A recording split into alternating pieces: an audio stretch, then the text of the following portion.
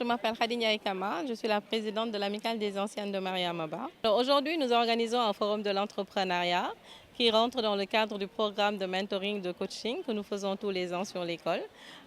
D'habitude, nous faisons un forum des métiers où nous demandons aux professionnels de venir présenter leur métier, à des écoles de venir présenter leur formation, à des organismes aussi de venir présenter ce qu'ils ont comme offre pour les élèves de terminale, de première, pour leur poursuite d'études.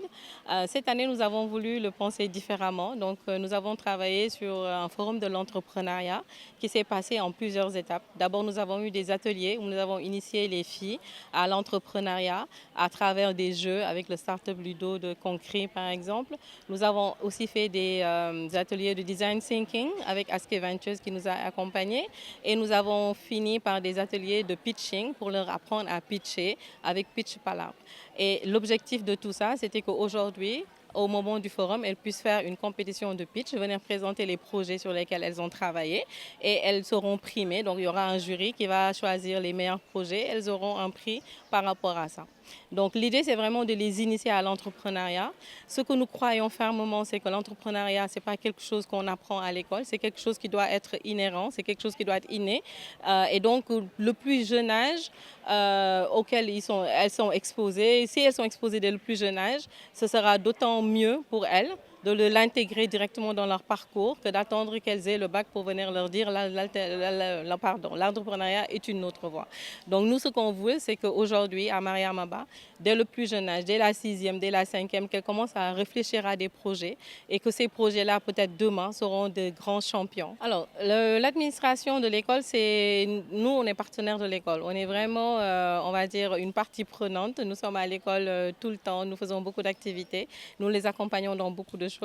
Donc évidemment, la direction est très contente de ce que nous faisons et de cette activité-là en particulier parce qu'elles ont vu aussi ces filles-là évoluer au fil des ateliers et l'engouement qu'elles ont pris à pouvoir travailler sur ces projets-là. Les filles aussi ont beaucoup aimé parce qu'à un moment, on a même demandé de faire moins d'équipes. Elles ne voulaient pas, elles voulaient absolument participer massivement. Donc aujourd'hui, on aura 7 équipes qui vont pitcher sur différents projets. Voilà, et donc je pense qu'il faudra aussi leur demander ce qu'elles en pensent, mais je pense qu'elles ont beaucoup aimé travailler sur ces projets-là. Alors l'Amicale a été créée en 1994. D'ailleurs, j'en profite pour vous dire que nous fêtons notre 30e année d'existence, c'est en 2024. Donc il y aura différentes activités qui seront faites pour faire cette célébration-là. Nous comptons à peu près 1200 membres dans le monde. Donc il faut savoir que les anciennes de Mariamba ne sont pas si nombreuses que ça. C'est une promotion de 30 élèves à peu près en moyenne par année. Et donc, toutes ces élèves-là sont éparpillés partout dans le monde, sont dans des secteurs très différents et font de très belles réalisations. Et à l'occasion de ce forum-là, par exemple, nous avons 2 anciennes qui sont aussi entrepreneurs qui vont venir parler de leur parcours. Donc, cet après-midi, nous aurons du coup un panel qui va parler de partage d'expérience des entrepreneurs. Donc, il y aura cette compétition de pitch dont j'ai parlé. Et il y a également, par exemple, voilà, Merci Corp Ventures avec M. Toufin Kama qui va venir nous parler un peu d'entrepreneuriat à travers une keynote. Donc, ce qu'on veut vraiment montrer aux élèves, c'est que l'entrepreneuriat, c'est une voie. Il faut y penser. Et demain, ce sera une véritable alternative à tout ce qu'on propose comme offre voilà, d'emploi. Donc là, samedi prochain, par exemple, ce sera la distribution des prix dont l'Amicale est marraine. Donc il faut savoir que chaque année, c'est une promotion des anciennes qui est marraine de la distribution des prix. Nous avons ce qu'on appelle le cercle des bachelières. Donc une fois que nos petites sœurs, nos filles même ont le bac, on leur fait une petite cérémonie pour les accueillir dans la communauté des anciennes.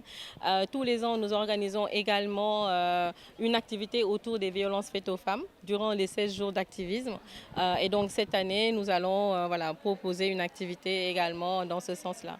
Et puis tout au long de l'année, on a différents projets sur lesquels on travaille. Donc il faut savoir qu'on a un projet de réhabilitation, par exemple, sur l'école qui dure depuis 2020, qu'on a commencé initié en 2020, qui va courir jusqu'en 2027. C'est un plan sur 7 ans sur lesquels on veut vraiment remettre l'école à neuf. Donc ça a commencé par le projet Une ancienne, un tablement qui a été initié par l'Amicale.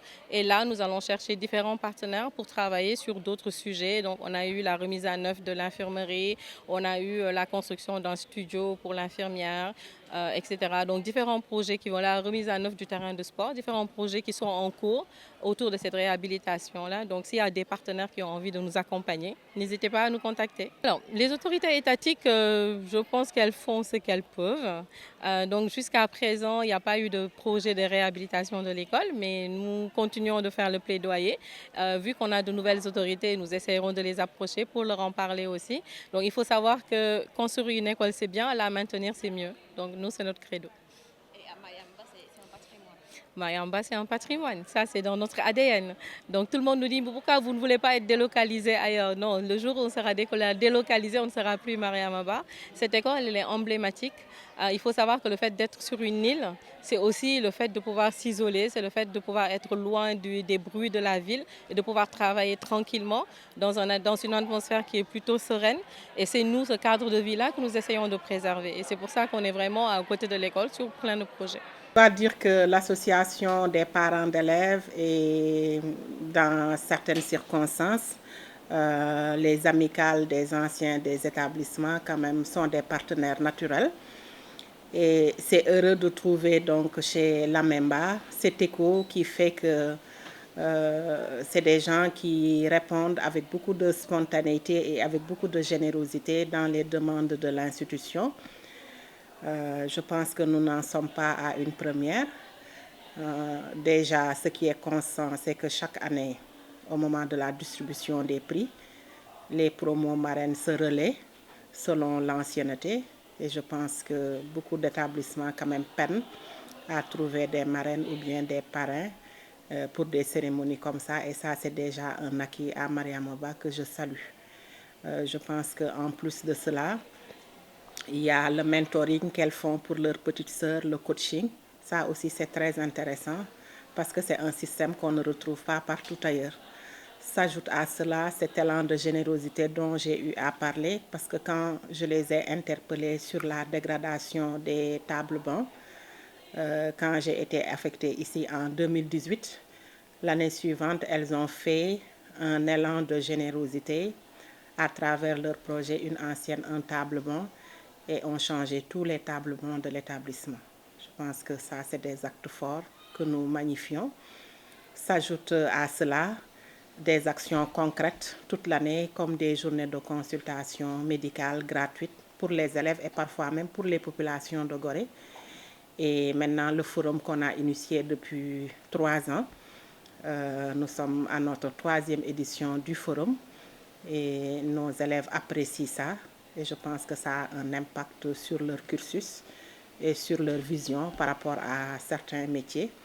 Donc je pense que c'est une collaboration qui est très saine, qui est très généreuse et que nous n'aurons de cesse de magnifier. Au niveau, la première difficulté de Mariamaba, c'est d'être bâti donc, au niveau c'est d'occuper les locaux d'une ancienne caserne militaire.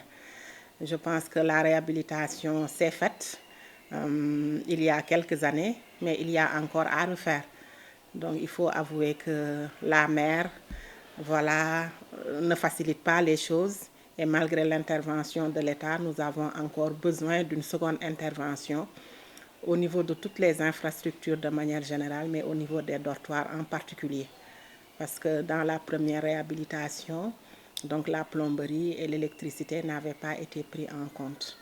Et comme c'est de vieux bâtiments, donc tout naturellement, nous avons quand même beaucoup de dégâts au niveau de la plomberie, de l'électricité qui affectent donc les locaux. Et je pense que quand même nous avons besoin vraiment d'une sérieuse intervention au niveau de ces dortoirs-là. Ils ont repris un peu le carrelage, voilà, ils avaient refait les murs, etc. Voilà, mais c'est quand même le domaine qui a échappé, c'était vraiment l'électricité et la plomberie. Et aujourd'hui, quand même, cette omission nous rattrape parce que nous avons beaucoup de difficultés à ce niveau. S'ajoute à cela peut-être le fait qu'il faudra mettre l'institution hors norme d'un établissement d'excellence parce que vous n'êtes pas sans savoir qu'il y a 3 ans, nous avons été érigés en établissement d'excellence. Le décret est sorti, mais l'arrêté qui va opérationnaliser le décret n'est pas encore sorti. Les infrastructures n'ont pas suivi. Donc nous faisons un plaidoyer pour que l'arrêté sorte et opérationnalise tout cela et qu'il y ait une mise à niveau des infrastructures conformément quand même aux standards qui sont attendus d'un établissement d'excellence. Parce que quand même les effectifs que nous avons, ce sont des effectifs qui sont gérables. Et puis même le choix de l'implantation à Mariamaba, quand même, c'était quelque part de mettre les élèves loin des écueils de la ville, dans un endroit calme, serein, où elles puissent quand même étudier avec tout le confort nécessaire. Donc le problème, ce n'est pas la localisation au niveau de Mariamaba, au niveau de l'île, mais le problème, c'est vraiment la réhabilitation des infrastructures et si possible même la construction, parce que quand même nous avons un espace qui peut permettre de construire un autre dortoir. Donc si on l'exploite, quand même on peut régler le problème, parce que comme j'ai eu à le dire, les flux on peut les gérer, parce que 35 élèves par année, quand même c'est gérable. Nous n'avons pas encore fait les examens au niveau national comme le bac et le BFM, mais nous avons espoir quand même que nos élèves vont réitérer leur 100% au bac et leur 100% au BFM. Nous avons également espoir que nous allons donc faire de bons résultats au concours général. En tout cas, on prie par rapport à tout ça.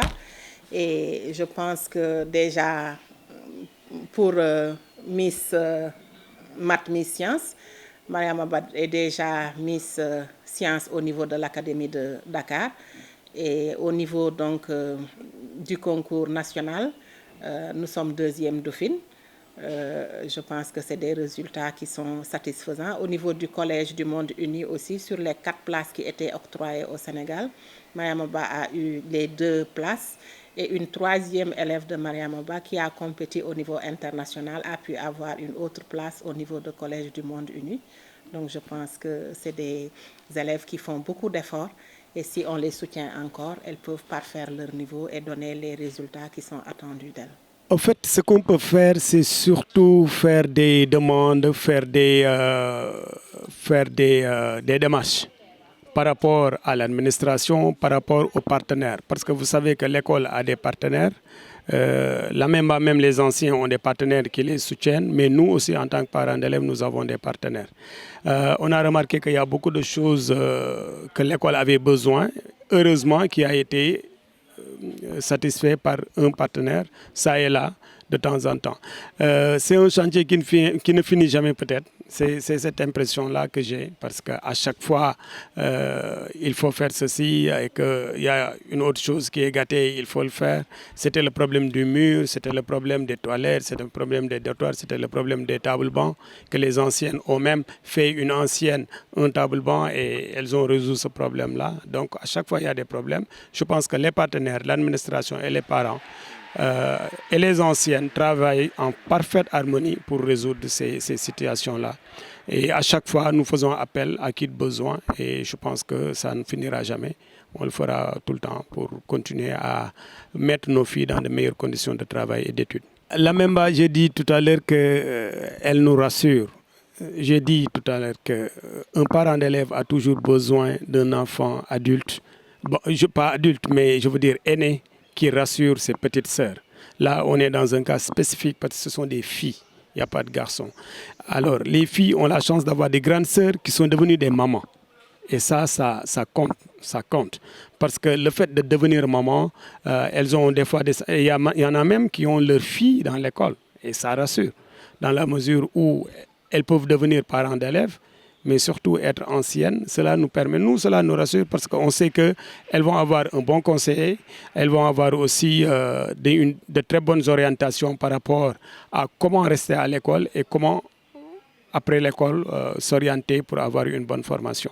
Donc, on ne les remerciera jamais assez.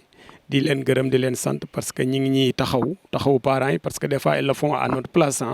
À chaque fois qu'elles ont un petit conseil à donner, une petite orientation, elles le font pour nous.